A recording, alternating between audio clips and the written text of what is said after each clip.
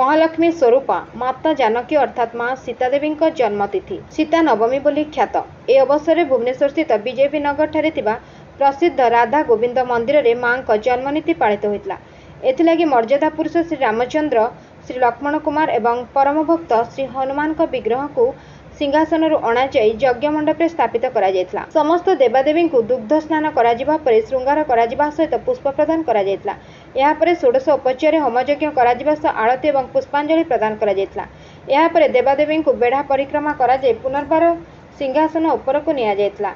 ए समस्त पूजा विधि मंदिर वरिष्ठ सेवायत श्री प्रकाश कुमार मिश्र, भावग्राही पंडा प्रदीप कुमार मिश्र, बसंत महापात्र, दिव्यरंजन पंडा एवं अनंत किशोरी पंडा द्वारा संपन्न होइतिबा बेले श्री कृष्णचंद्र साहू एवं सुषमा साहू कर्ता भाव सेवा प्रदान करथिले। मंदिर परिचालना कमिटीर संपादक श्री विजय कुमार राय, पूर्णचंद्र महापात्र, हाड़ीबंधु पट्टनायक एवं ज्ञान पट्टनायक प्रमुख उपस्थित थिले। ए अवसर में शंखध्वनि, घंटा एवं हरिबोल हुलहुली ध्वनि रे समग्र मंदिर परिसर आध्यात्मिकमय हो उठिला। Bureau report 51 news agency.